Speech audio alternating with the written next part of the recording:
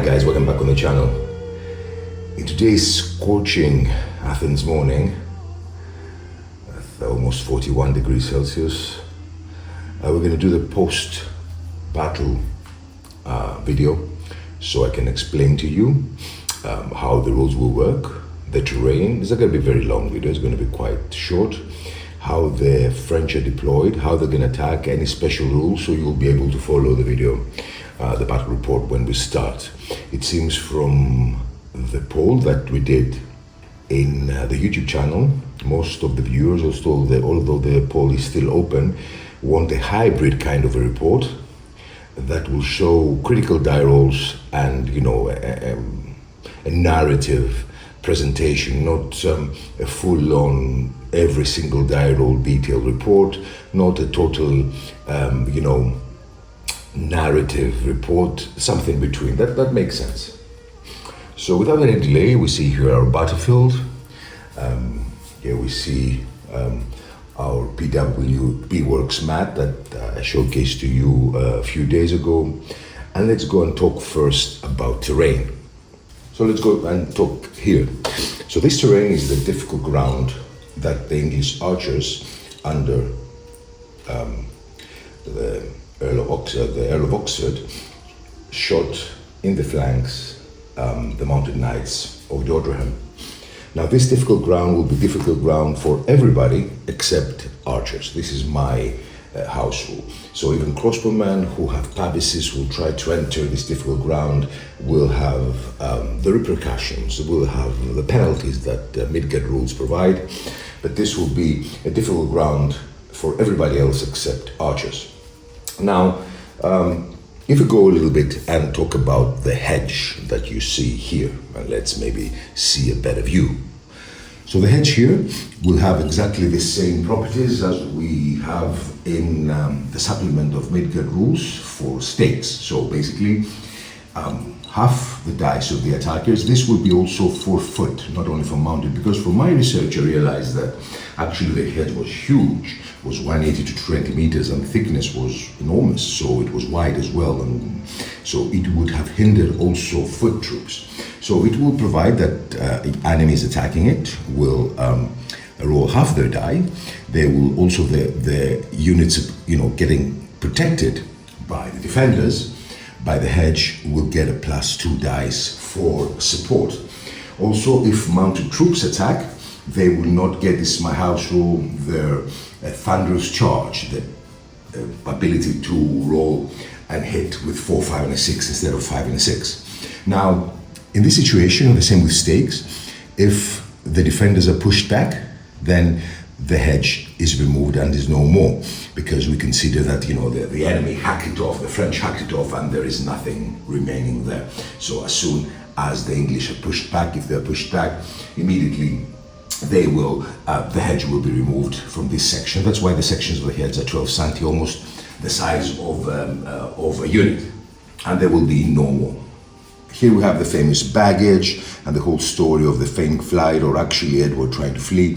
This will be an objective that will give them victory points, tokens in Midgard for the French. If the French manage to destroy it, manage to capture it by charging, they will get victory points. They will get tokens, extra tokens, one for each carriage. That they're not included in the army tokens of the Black Prince, but this will be an incentive for the French to attack and maybe get some extra tokens for their army.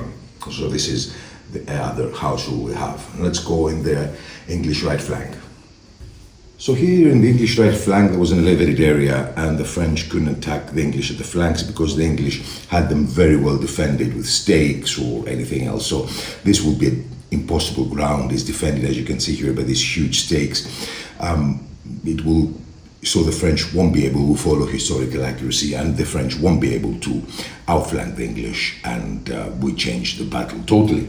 So this area will be, maybe there will be an access for the longbowman if they want to go here up and shoot from an elevated position, but the French won't be able to outflank the English. The same we will have here. The tent of the Black Prince will be objective for the French. If they manage to capture it or destroy it, they will get extra victory points, extra tokens. So another small objective for the French. So these are the house rules, these are the terrain rules. So let's recap. And the objectives: difficult ground only for everybody else except the longbowman here. That's the main thing. Baggage train, an objective that will give them tokens. For the French, the hedge will have the properties of stakes, but for foot as well. But if destroyed, it will be removed. And then we have the extreme flank, as we said, where we're not going to have any access for the French. It's going to be totally barricaded. And the Black Prince's tent, that it's going to be again another objective for the French. And let's go now and talk about the battle, how it's going to be fought. So as you can see, the French have 3 divisions, and they're attacking the flanking horses. So how I'm going to do it, I'm going to use, although I had a discussion with James and we agreed on this, but I'm going to use a rule that I'm using in Test of Resolve. The French will attack in waves, and that's actually what happened. Every wave will have its own army points. There will be basically 3 separate armies. When the first wave attacks, and if the English destroy it or it routs, then the second wave will attack. Between the waves, the English will have a chance to reorganize if they were fighting and they were moved outside the hedge, or if longbowmen were in different positions. Each time the English will have the time to reorganize, go back into position. With every wave, the English will reorganize. So we'll have 3 basically separate armies that will attack in different times. Now the first wave will include also the mounted knights, because as per my research, when Oberheim and Clermont attacked the English, the Dauphin reached and started hand-to-hand combat while they were still there. So instead of dividing too much, I considered the first wave to be Clermont, Oberheim and the Dauphin. The second wave will be Orléans, and the third wave will be the King John II. So how I'm going to start, probably I'm going to start foresty from here, and I'm going to take King John's division out. King John's division also was not visible, and when the English saw it, lost all heart. So what I'm going to do is I'm going to have the 2 first waves, and then at the end, if the English survived, I'm going to bring the 3rd wave. So that will be the French attack, and that will be how we'll do it, in waves, like separate armies that English have to rout. Now from the English point of view, as you can see here, the English will be defending. There will be 1 army of the specific tokens they have. They will be considered as 1. I think there are 11 tokens, and they will try to really stop every single wave coming at them. Now let's talk about the consistency of the armies, and let's start with the French. So the first wave will be mounted knights and crossbowmen, commanded by Oberheim, who is a level 2 commander. Here in the first division attacking, we have 5 units, and from my research, most of them were heavy infantry, and some of them were higher level troops. So we'll have 3 heavy infantry and 2, let's say, man-at-arms and knights. The difference between heavy infantry and man-at-arms and knights is that they have the spears as a tribute, addition, or let's say attribute, that gives them 2 extra dice. So we'll have 3 and 2. How we'll recognize the 2 that they are higher level? They are the ones with the banners. The ones with the banners will be the better ranking troops. So 3 and 2, and another unit of mounted knights commanded by the Marshal of France, Clermont, on the left flank. This will attack all together. They have 8 tokens, and the commander is level 1. The Dauphin is not a good commander. He's young and he's non-combatant. So this will be the first wave coming attacking. 8 tokens, level 1 commander for the Dauphin, 2 foot knights, 3 heavy infantry, 2 mounted knights in the flanks with crossbowmen under Oberheim and Clermont, who are level 2 commanders. Now the second division, coming behind the first division, will be Orléans. Again, 5 units, 2 will be higher level, let's say foot knights, man-at-arms, and the other will be heavy infantry. Again, I will be able to recognize them, because first of all, they're going to be in the center, but second, they will have the banners. Level 2 commander for Orléans, and 8 tokens for this, let's say, wave. Now, before this second wave attacks will roll a difficult morale test with 2 dice to see if they will leave the battlefield as they did in the actual battle, or if they will proceed with the war, with the attack.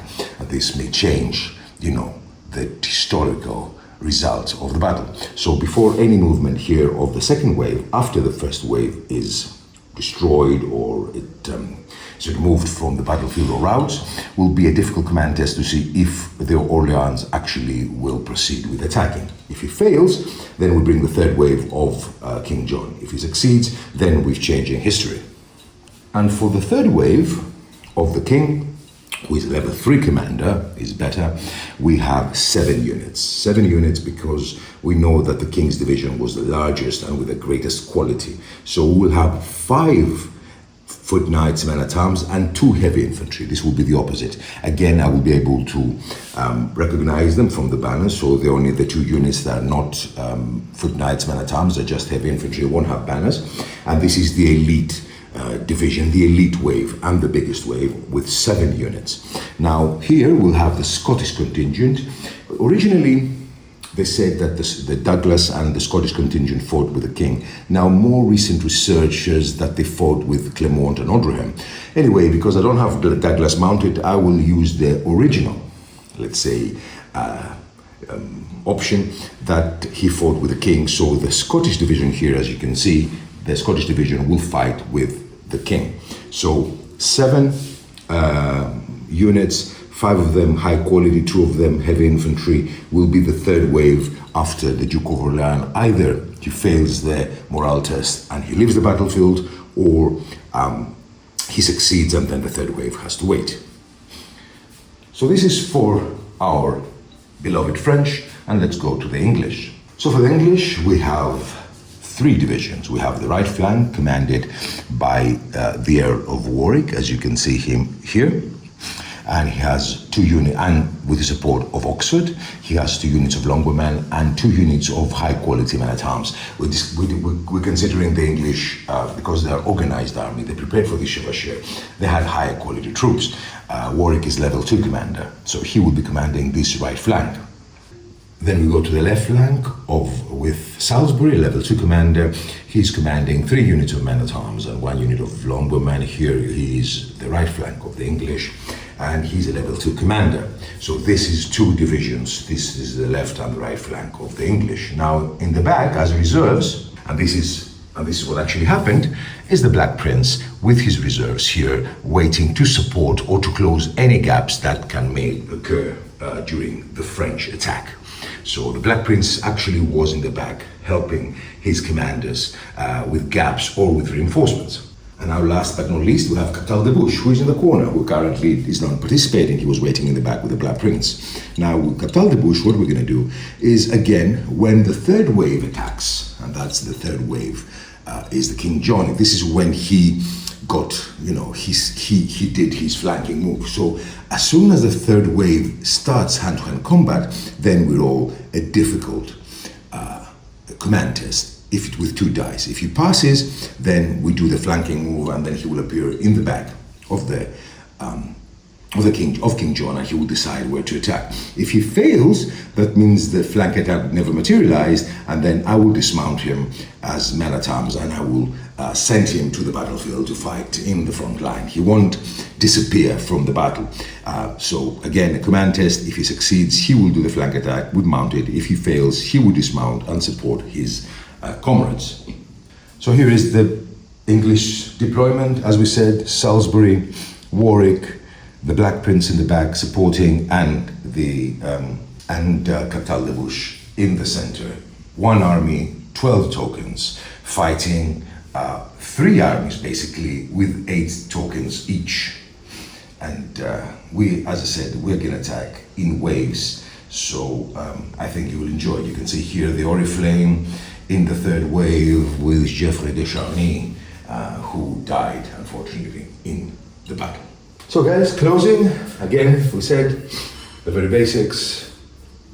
Here's Oxford, you didn't see him before, who is supporting with his archers. The very basics, English, 1 command, commanded by Salisbury and Warwick. Captal de Buch, he will will generate his command test in the third wave, and the supports from the Black Prince.